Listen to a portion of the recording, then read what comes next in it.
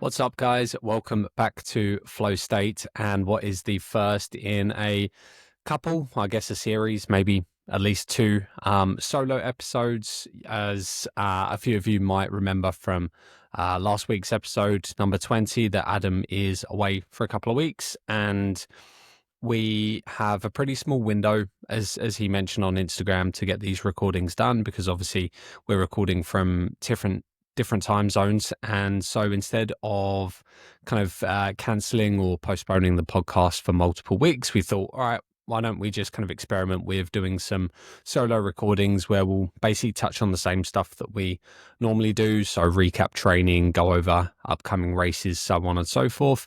And we've also got some questions to catch up from the latest Q&A episode. So look, it is a bit of an experiment doing the monologuing, and to be honest, I don't think it will go too badly, because I know, at least from my perspective, I can happily talk to myself for quite a while.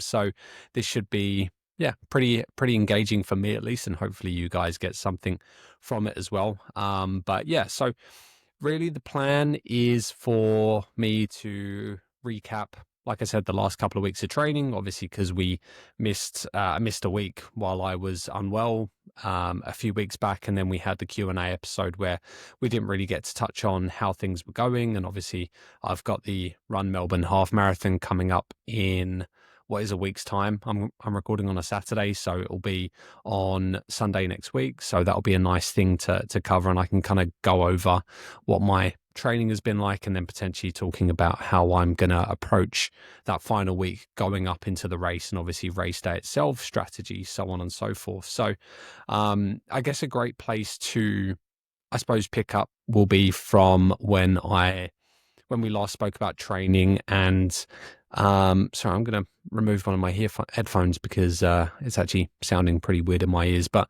yeah, so last time we were talking about my training, I was obviously coming off the back of my heel injury. So this would have been about 6 weeks ago. I think this started affecting my training.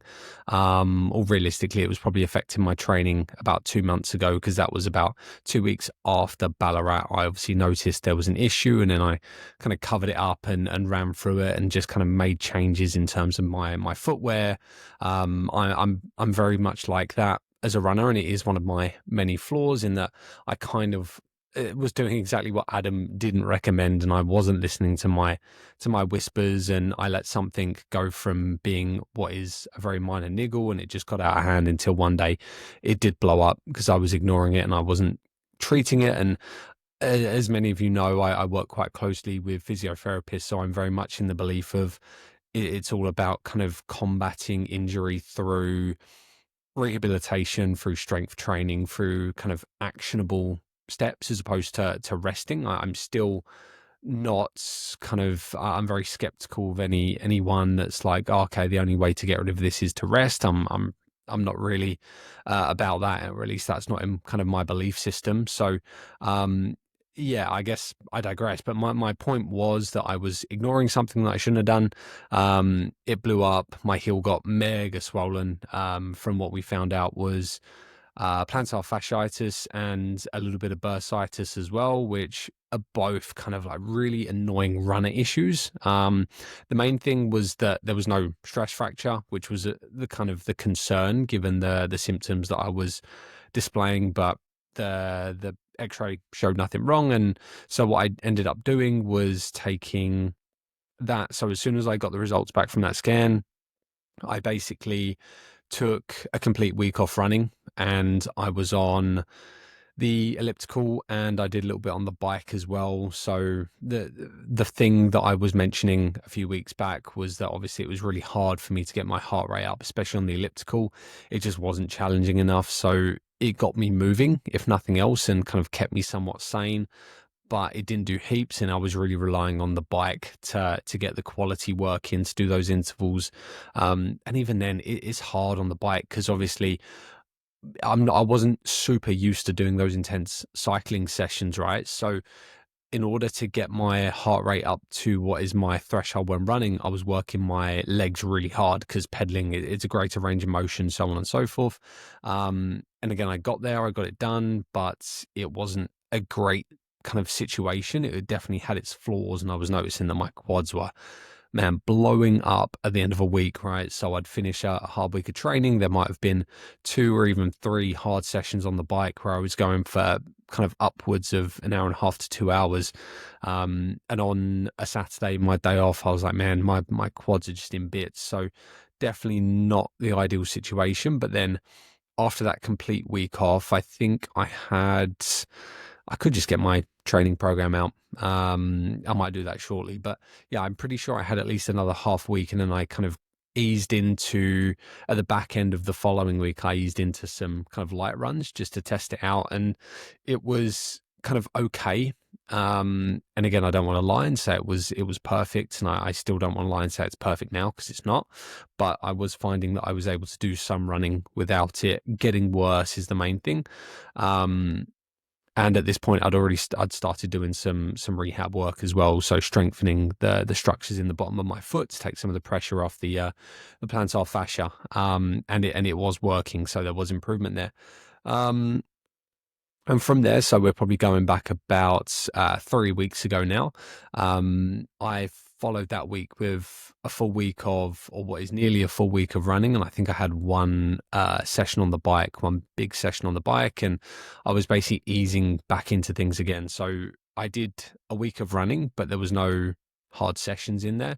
It was all kind of light, easy jogging, and just getting the body used to basically the action of running, because again, you got to be really mindful about, let's say you've taken time off, or again, I guess this reinforces the idea of why you shouldn't necessarily, or why it's not always best to take complete rest, because the problem you have is the more time you take off, you basically decondition and detrain yourself, so that when you come back, you have more work to do. And if you're someone that's used to doing big mileage or relatively big mileage, it's like, well, I need to get back into that. But the problem is your risk of injury goes up the longer you have off in terms of coming back. So you've basically got a steeper hill to climb the more or the less you do, right? So I was very much in the mindset of, I want to just do something to get myself used to running again, and I'll just start building up as soon as possible, which is what I did. But again, it was just really kind of paramount that I'm obviously working with a coach, and I was kind of communicating with my coach and my physio, and I was like, okay, let's build this up slowly, make sure I respond well to a week of running before we add the sessions in, and I did. And so that week went by. It was okay. There was improvements. Again, it wasn't perfect, but there was improvements. And we went into the following week. So that would have been, I think that was actually 3 weeks ago, because I've just had 2 weeks of full proper training. And we started to ramp up the training session. So go into my normal kind of easy run on Monday, which is kind of, I think that easy run ended up being between 6 and 8 initially. What is normally a 10K run with some strides, that was 6 to 8. And Tuesday was my kind of LT1 interval session on the treadmill. And again, that is normally around like something like 6 by 6 minutes at or around my LT1. But I think we ended up doing like 5 by 5 minutes or something along those lines. At kind of just slower than my LT1. And then Wednesday, that's my longer run typically. So I was doing kind of 14 or 15K in a full week, but I think we started off at 8 to 10 potentially. And then Thursday would have been, again, just another 6 to 8, maybe some strides at the end. And then Friday finishing the week with, again, some intervals. I think these ones were slightly quicker. So we're probably looking at kind of 8 by something, 8 by 500, I think is typically my Friday run, or around that. And that's kind of closer to LT2, or I think we even started at LT1 to make sure things were comfortable. And then as those reps went on, they went into LT2 and then finished the week with a that was another interval session. So again, my Sundays aren't the same as Adam's. I know Adam likes to have a pretty hefty, chunky long run, because again, we're at different stages in our training, right? So whereas Adam's obviously got a lot higher baseline than me. He's had many years to build up his aerobic capacity, and I know this is something we spoke about in the Q&A episode, but I simply haven't had that time to build it up. So a lot of my training is kind of fluctuates between a longer run to make sure I am kind of just spending time on feet, especially when I come up to races, but I'm also doing workouts on a Sunday as well. And don't get me wrong, these workouts are slightly longer. So I'll do one of my favorite Sunday sessions actually that I've been doing with my coach was 2 kilometer intervals at LT1 kind of ish. And I really enjoy kind of, especially outdoors, doing that kind of flat interval, because on a treadmill, don't get me wrong, that would be absolutely hell for me. Anything above 5 minutes on a treadmill is really not enjoyable. But doing outside, like a K to 2K, just over and over again with a rest in between, I could do that all day. That is my bread and butter. Just I'm so much more comfortable running at those kind of marathon or half marathon paces for longer. I find that much easier than doing kind of the shorter, sharper work. And then on a treadmill, it's kind of the opposite, because obviously on a treadmill, you got nothing really to distract you. And again, I want to maybe in a bit talk about kind of what I listen to, or kind of how I get through those sessions. But even still, if you've got a longer rep or longer series of reps on a treadmill, it's pretty horrible. But outside, all day long, Sunday morning, sun's coming up, fingers crossed sun's coming up, on a rainy day, maybe not the same. But I really love that kind of session. So I think that's what I finished off with. It might have even been, I think it was like 2 by 20 minutes or 2 by 18 minutes or something. Just some longer intervals to get me used to running at a slightly quicker pace for extended duration. I remember really enjoying that session actually, because that was the first kind of proper one I had back where I was like, yeah, I'm enjoying opening up the legs a little bit here. And then I think I finished the week with some nice improvements in terms of my heel was feeling, but again, not perfect. But I think it was at this point as well, I was noticing that my choice of shoes mattered, right? So as we've spoken about in quite a lot of detail, obviously each pair of shoes, and this is, I suppose, the bonus of having a good rotation is each pair of shoes, they have like different stack height, different types of foam. There's different parts of the shoe that the foam is thicker and provides more support. And so the ones for me that are maybe slightly stiffer, or you know what? I'm not even sure that's completely correct, because one of the shoes I've actually been really responding well to is the New Balance Fuel Cell Rebels, and they're pretty stiff and they're pretty flat, and they're typically a kind of a fast trainer. There's no carbon plate in them, but they are probably the pair of shoe that I have almost no issue with my heel at all, right? So there's absolutely no pain.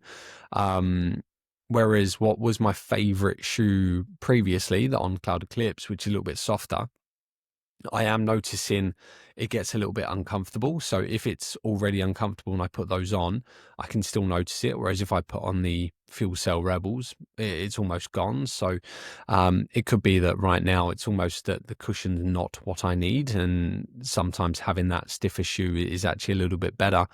But yeah, that's something I noticed around this time as well. And I've been smart, and I've actually got my my training program up. So yeah. And then going into, this is where things kind of took a bit of a turn for the worse as well, because obviously I'm coming off the back of my first full week of training. And I'm pretty confident now. I'm happy. I'm in a good mood. Things are improving. And I just remember, so this was 23rd week, starting the 23rd of June. I was feeling pretty good about the week of training, and obviously I'd spoken to my coach David, and we'd started to plan on building up the volume here. So I can see in my program that we went from kind of a smaller week to starting to ramp things up a little bit and just get like longer intervals, for instance, or the easy runs were a little bit longer in duration. But I remember some of the sessions didn't feel fantastic just in terms of how I felt. And I think it was really easy for me at this point to go, oh, it's just because I've lost a little bit of fitness.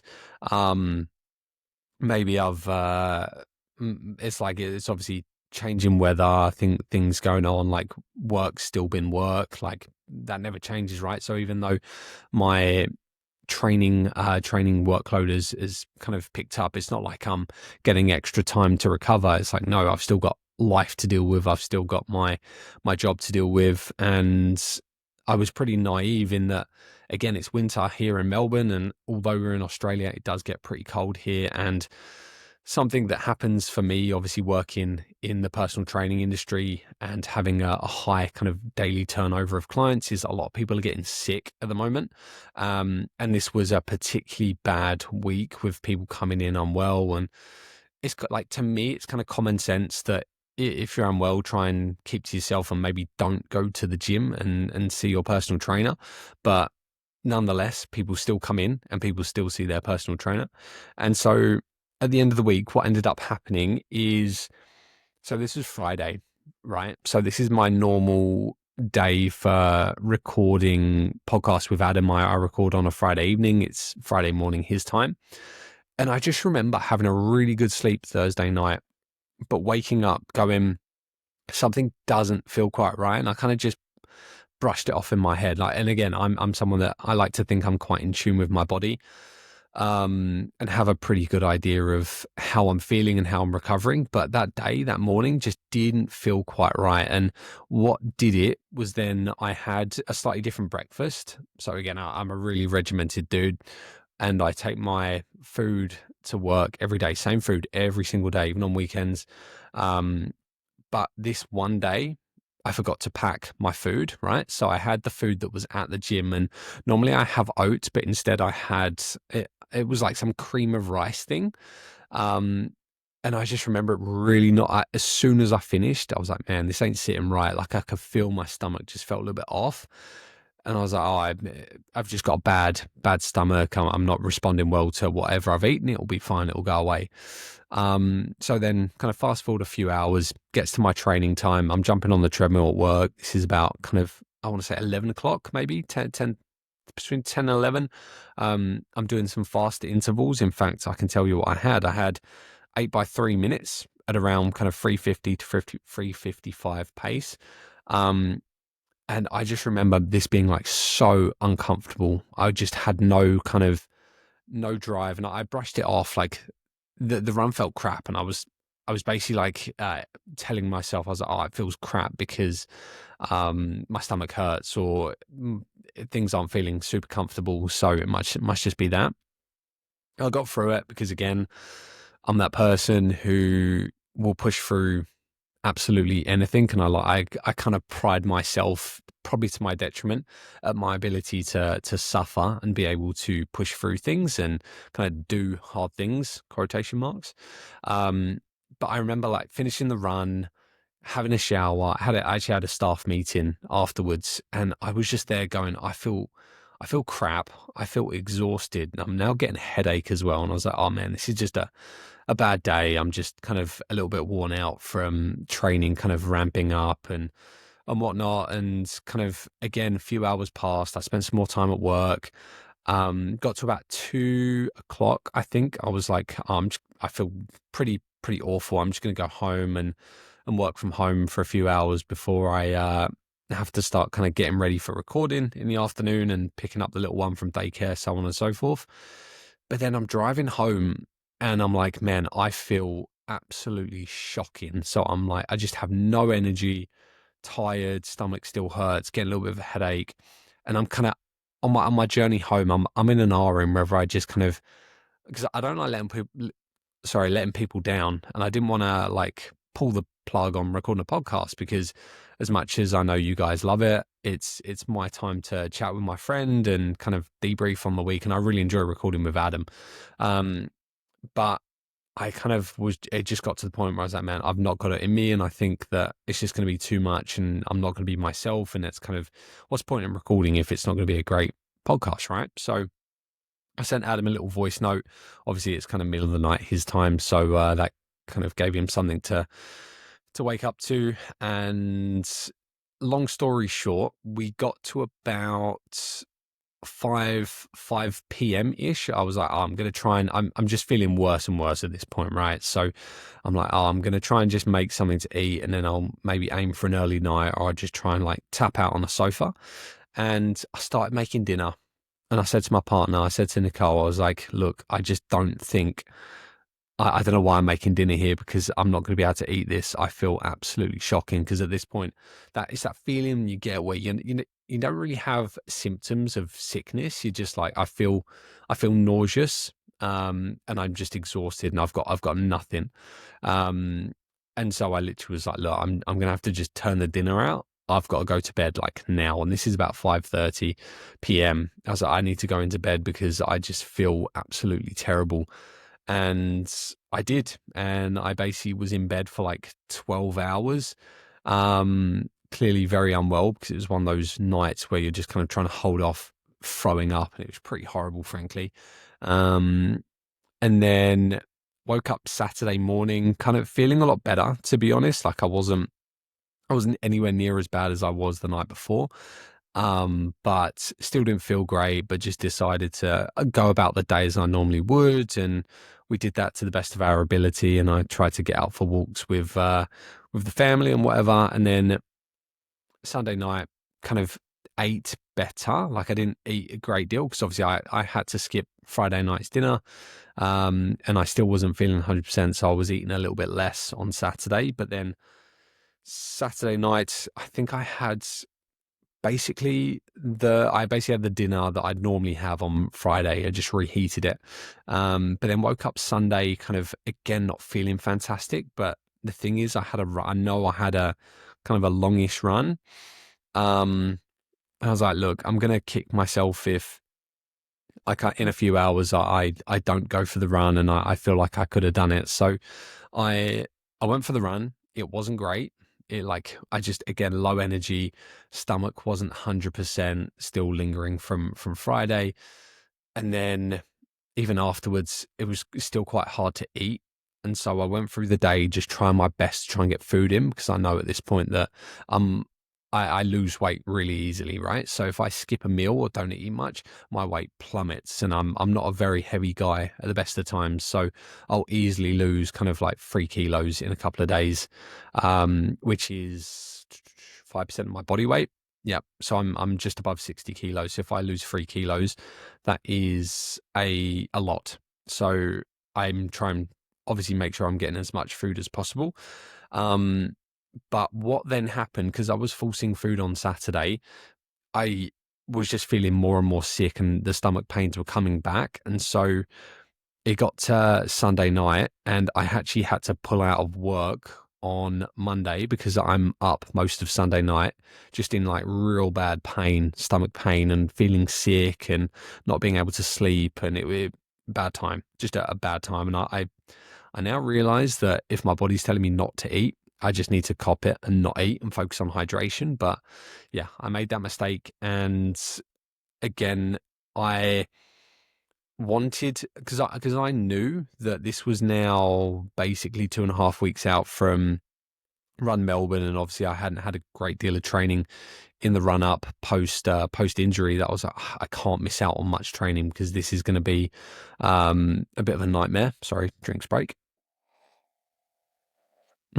This problem with monologuing, I don't get a break.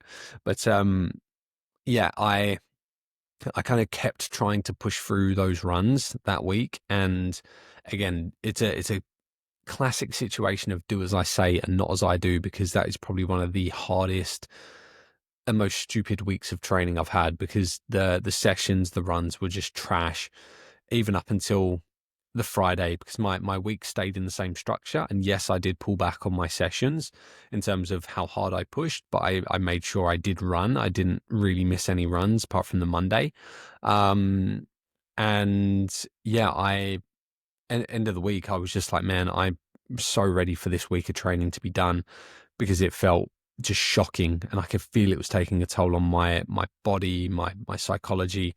Not great. But then going back I think it would have been, yeah, it was this week. Now we're kind of back up to this week. So the week starting the 30th, um, or even the 29th, because that was the Friday.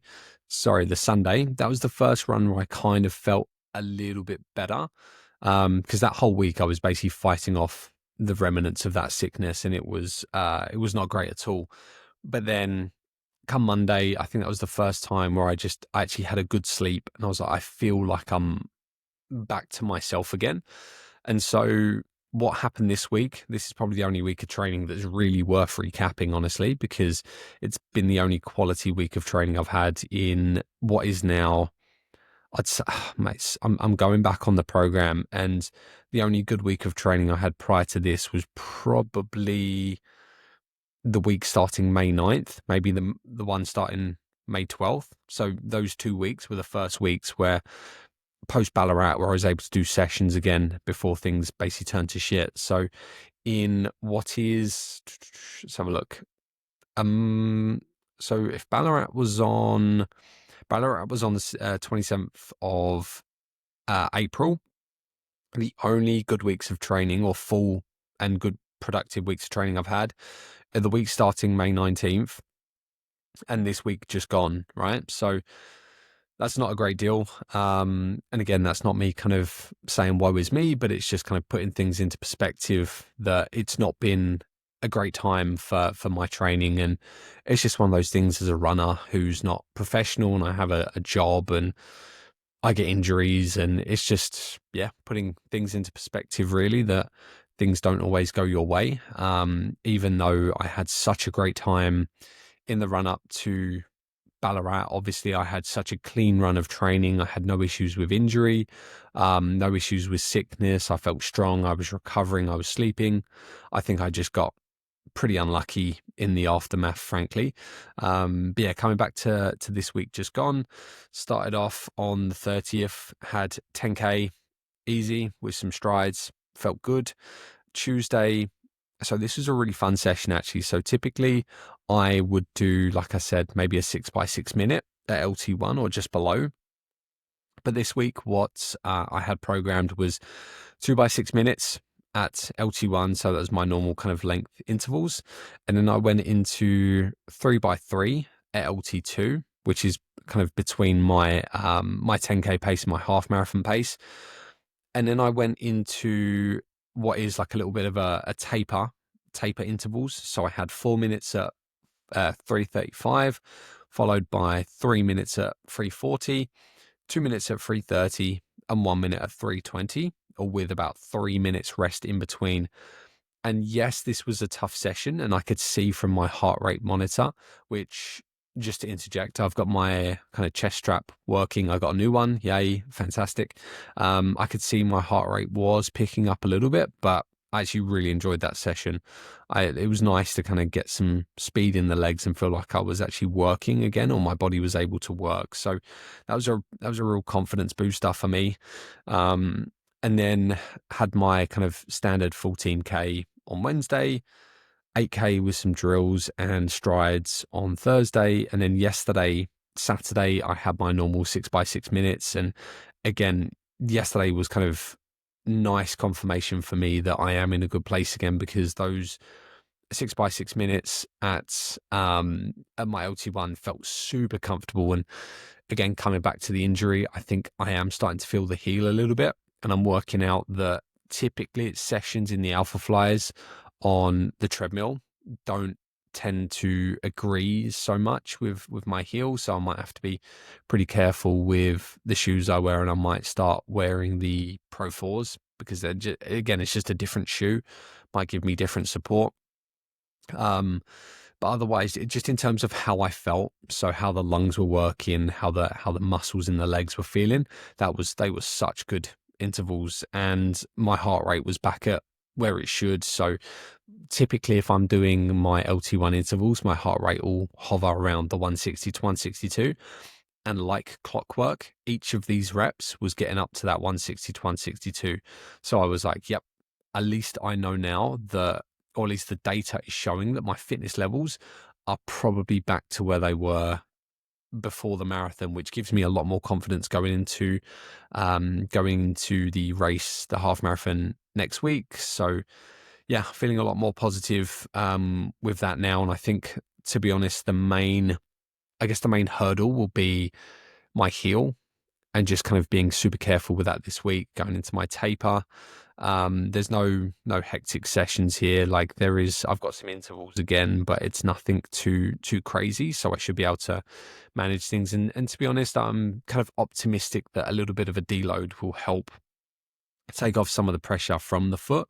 And I'll kind of chat to the physio, see what we can do to just make sure it's in the best position possible. But kind of that will take me into next Sunday. And yeah, hopefully we can get a good race under my belt. And again, this is a nice segue, because something I've been thinking a lot about is obviously how I'm going to approach the race. Because initially, when it came to racing, and again, I'm pretty early on in my racing career.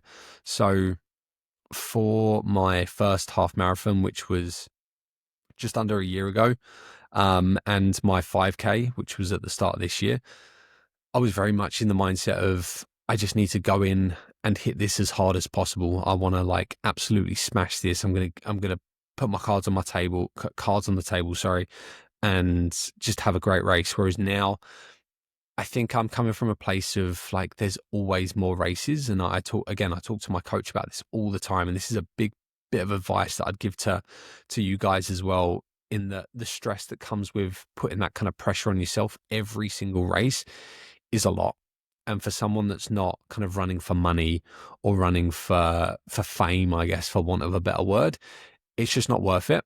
So yes, as much as I would like a good time and I want to PB, and I'm aware that I'm in what is kind of the quote unquote elite group for the race, in that I'm in the top bracket. I'm trying to get under 125 or 85 minutes for the half.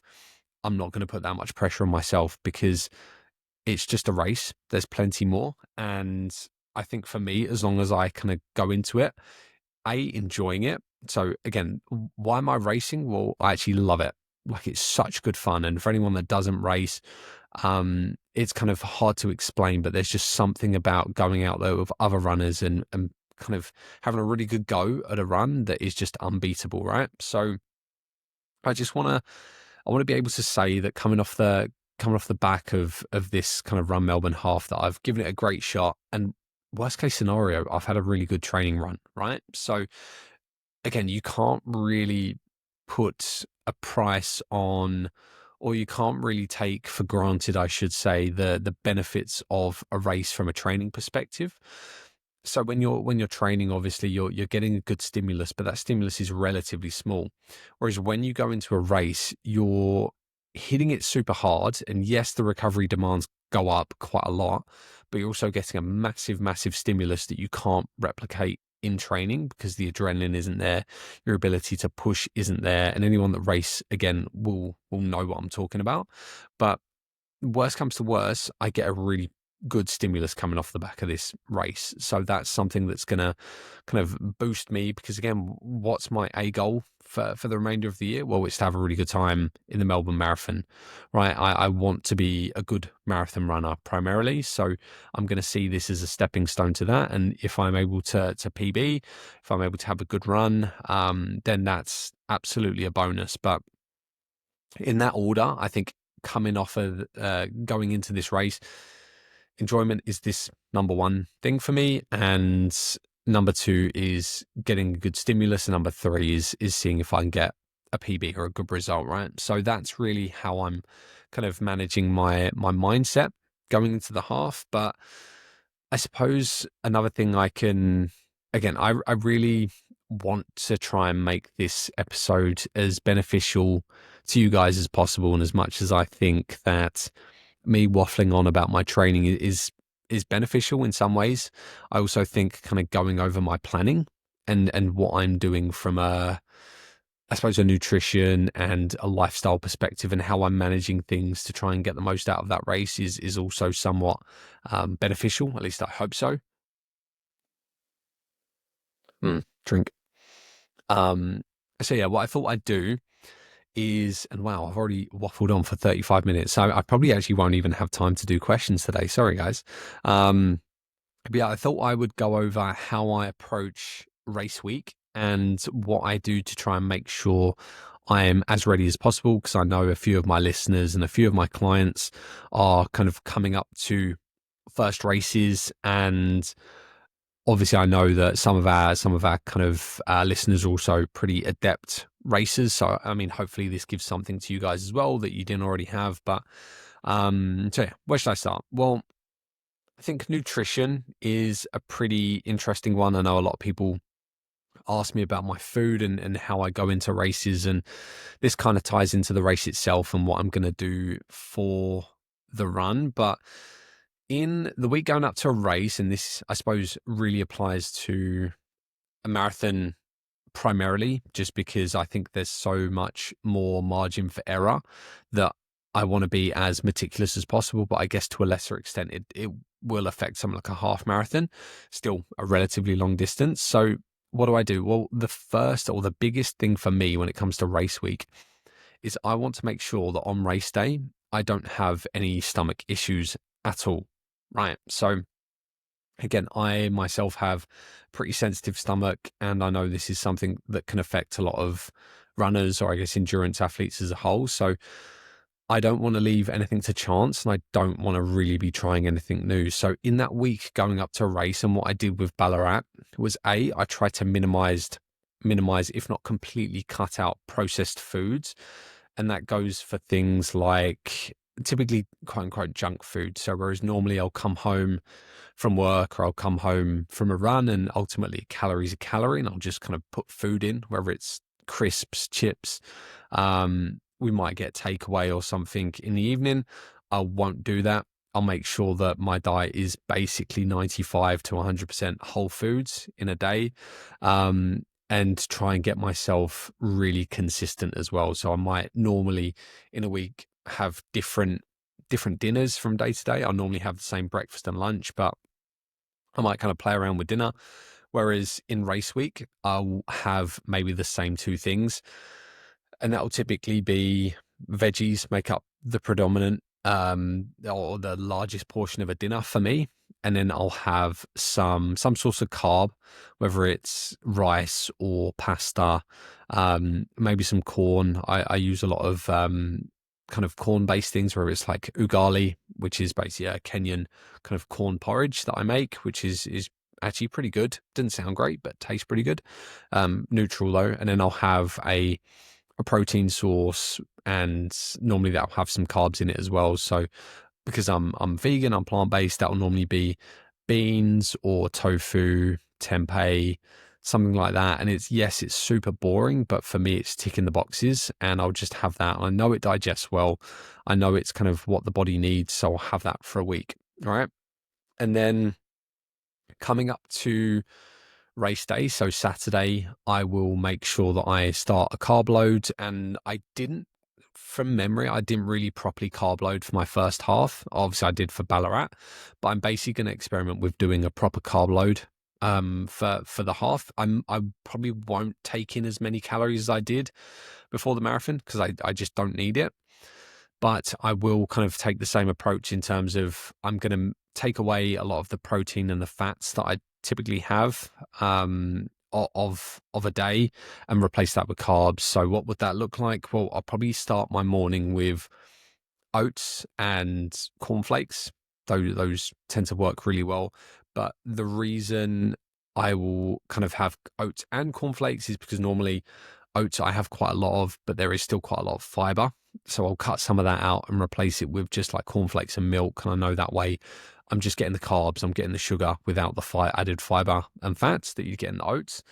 I might have a little bit of protein, but not heaps. And then I think for the rest of the day, it'll probably just be I'll probably just have a packet of like Tilda rice for lunch. That tends to work really well. I might have a little bit of protein. So I might have some tofu just to give it a little bit of structure. There might be a handful of nuts or something, and then some seasoning just to give it some flavor, but again, nothing chaotic. And then dinner, this is probably the most boring. It will just be a big old bowl of rice and probably some cornflakes again. And then within the day, I might have things like rice cakes, corn cakes, more more cornflakes if I need it, just with some oat milk, and maybe some fruit juice or bananas as I go through the day as well. I think that'll be more than enough. And it's not, yes, a carb load on paper sounds really kind of exciting. I just get to load up with carbs. But in reality, if you're doing it properly and taking into consideration things like digestion and how things are going to be sitting on race day, it's actually pretty boring and it's pretty not that enjoyable. Like, yes, cornflakes are probably the highlight, but everything else is pretty bland and it's a very kind of white and beige diet for the day. So don't go into your carb load expecting the best day ever, because it's just not going to be like that. And the only other thing that I will add is that I might well kind of load up on electrolytes during the day as well. And because it's cold here, I won't go over the top, because I think, again, it's still important to listen to how much your body needs in terms of hydration. I know I'm again quite light, so I don't sweat heaps, especially when it's cold here. So I'm not going to be drinking like liters on liters of water, because all that's going to do is make me need to pee Sunday morning or race morning.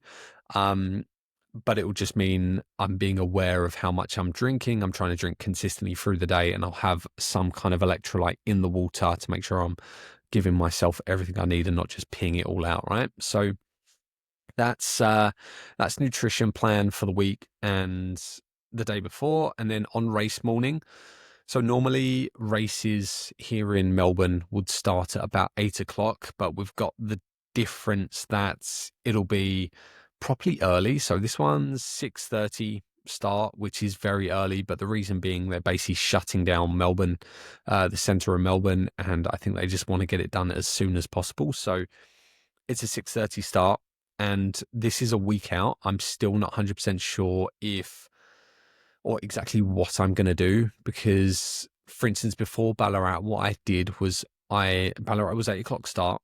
I woke up at 3:30. I think my body woke me up, or it was either 3:30 or 4:45. First thing I did was have a double espresso, just to get things fired up. And then within about 15-20 minutes, I had a big bowl of cornflakes, and that was it. And this would have been like finished by 4:15, if not 4:30.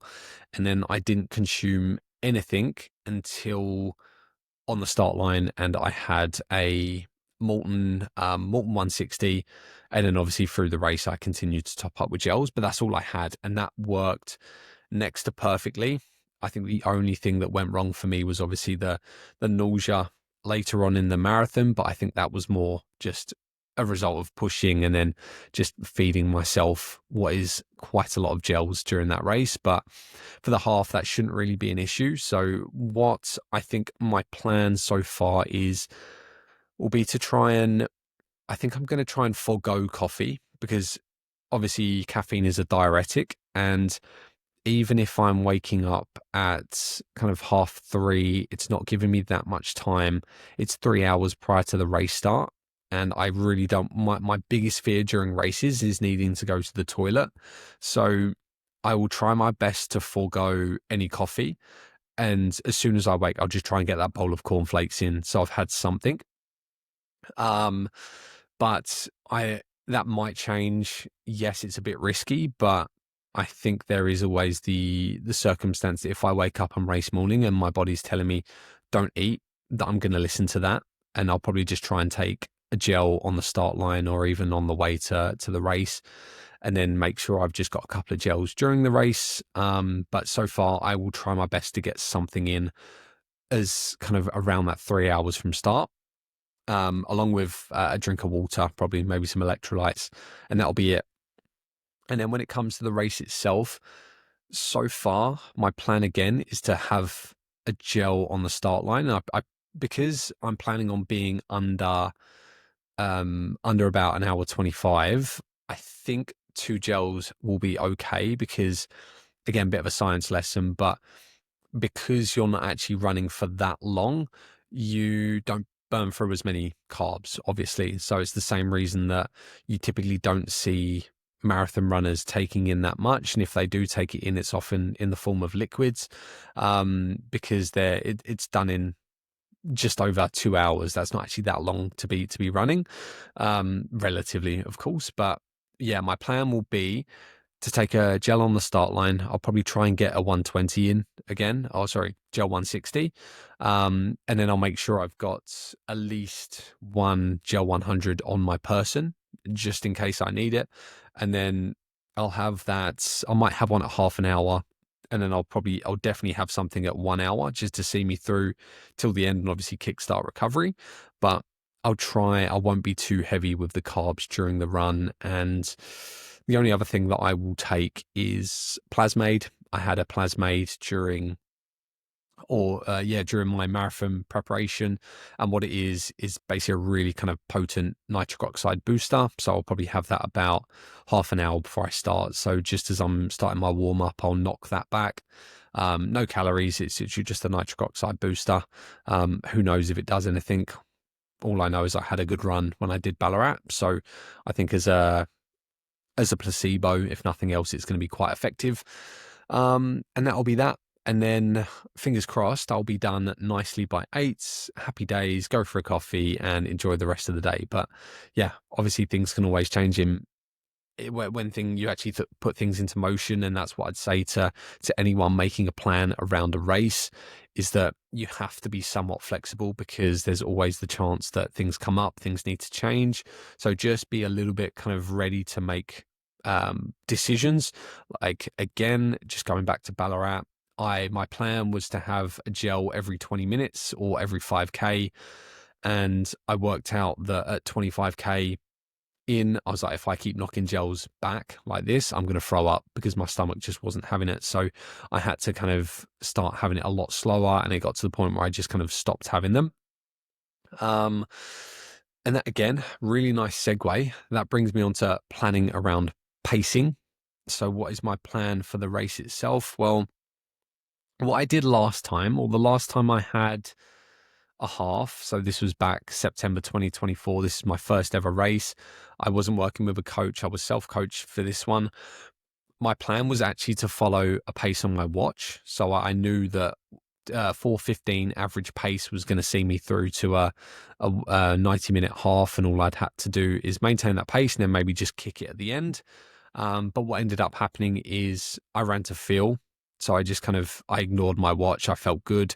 And I basically came out the blocks running at kind of 4:05, if not 4 minutes.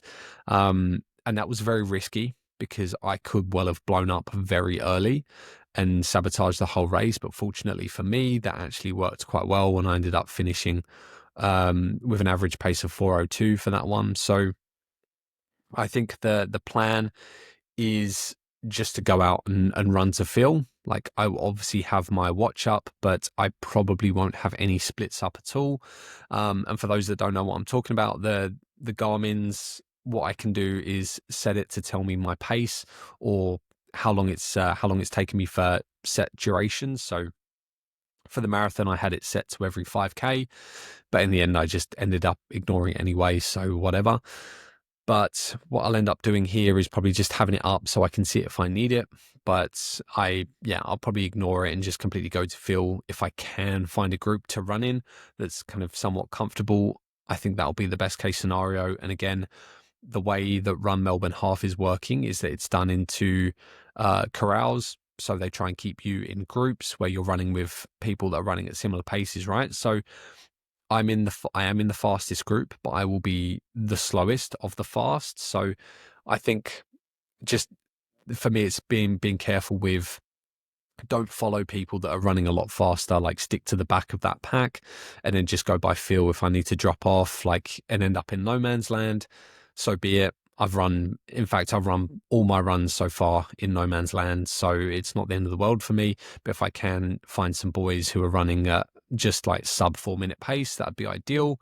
That'll give me a nice PB. But again, I'm not being kind of dogmatic in my approach. I just want to go out, see how it feels, see how the race turns out, and use it experience, if nothing else. So that's really that's really the plan for the race itself. And I guess just to wrap this up, because I'm actually shocked at how I've been able to talk to myself for 50 minutes. But yeah, hopefully you guys are still with us. But yeah, I guess the only other thing that I touch on in terms of how do I get the most out of myself, or how do I manage my week prior to a race. So maybe some things I can talk about are supplements. And again, this I am really careful with kind of if I don't prescribe supplements, it's obviously not something I'm um uh what's the word, qualified to do. Frankly, even as a personal trainer, I'm not qualified to prescribe supplements, but what I can do is tell you guys what I take, and if you guys so choose to experiment, so be it. But some things I do are, I'm taking beta alanine at the moment, and this is something that I'll always take at least in the kind of 3-4 weeks prior to a race, because it basically buffers the buildup of acidity in the muscles. And obviously acidity is on the same trajectory as lactate. So when we talk about kind of running and those lactate thresholds, lactate is actually something we need, because lactate is a byproduct of metabolism, and it's a good sign that we're burning through substrates.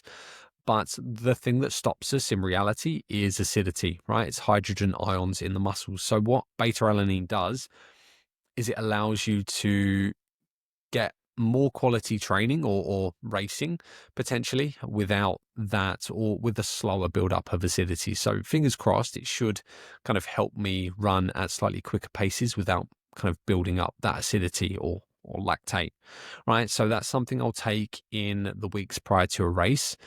Um, Ashwagandha is another thing. So I think this all comes back to things like sleep and stress, in that if you're struggling to sleep in the week prior to a race, or if you're going through a really stressful period, your ability to recover from training is not as good, or it's not optimized, I guess is a better way of putting it, right? So what I want to do is give myself the best chance of sleeping and staying stress free. Ashwagandha, there is some like decent evidence to suggest that ashwagandha will do that. So in at least in the few days prior, I'll have 2 ashwagandha tablets prior to bed, to make sure I can sleep okay, but obviously as that affects when it comes to stress management. So I'll take those, and again, best case scenario, it's doing nothing. Sorry, worst case scenario, it's doing nothing. Best case, it's giving me better sleep. And I'll probably just be more mindful about things like going on my phone and like kind of what I'm watching, screen time, because I'm pretty good with this normally, but I'll just be a bit more vigilant with making sure that I'm off my phone kind of half an hour to an hour before bed, not watching anything stimulating, and keeping low lit, and making sure I'm reading. Little things like that really go a long way, just to make sure you have a good sleep, rested, recovered, and then just gonna have the best time, or the best opportunity, I suppose, on race day. So that those are really useful things that I find to help. And the only other thing that I think I might do, so obviously this week is taper week, and what worked for me on the Thursday prior to race day was actually having a sauna and an ice bath session, where I did some like contrast. I went from the sauna to ice bath, and my day off this week is scheduled for Friday, so I probably will do some of that, just to make sure that I'm kind of, if nothing else, just enjoying it. So if I'm not training, yes, I do my walking anyway. I try to stay active. But for me, doing something like a sauna or an ice bath session just gives me the feeling that I'm doing something, as opposed to no training at all. And then little things like just making sure I'm dropping off my resistance training. I'm tapering that, not just the running, really important. Because obviously, even when it comes to the upper body, I don't want to be carrying too much fatigue in. I don't want to be taking resources that could be used to recover from the running to training my upper body. So I'll cut down on that as well. And look, at the end of the day, all of this is experimentation, and this is just how I like to approach things. And if I kind of come off the back of the run realizing, okay, this really didn't work, or this went particularly well, like I'll carry that into the next race. And it's not even that long. I think I've got another month after this until I have another 5K. And then it's only, I think, another month after that until I'm planning on doing the Maribyrnong half. So it's all things I can take into the next race. So at the end of the day, this is all kind of throwing stuff at the wall and seeing what sticks. And yeah, but that said, I'm really keen to hear if anyone else has any kind of specific things they like to do on race morning or the week prior to a race. So if there is something that you think I should add or you think that might benefit me or anyone listening, like feel free to shoot me a message, comment on our Instagram, or even the Spotify episodes, because we do look through those and it gives us something nice to read. But yeah, look, guys, I've actually been talking to myself for 55 minutes, which is pretty unbelievable because I was in my head, I was worried I'm not even sure I'm going to be able to go for 20 minutes, half an hour here. So I think I've done very well and I haven't even touched on any of the questions. So I apologize for that. But look, what I might do is try and do a separate recording. I think next week it'll be Adam's episode, but maybe I can give you guys a bonus one where I answer some questions as well. I think that'll be quite nice. But yeah, look, guys, otherwise, thanks for listening. We're not going to label these solo episodes as official episodes, so this won't be 21. We'll kind of get back to normal scheduled pods in a few weeks' time when Adam's back. But in the meantime, keep running hard, keep training, keep eating well. And as always, if you can spare us a moment to like, comment, subscribe, follow, all that good stuff goes a really long way. And it's always much appreciated. So yeah, thanks again. Take care. And I'm looking forward to speaking for you guys very soon. Thanks and take care.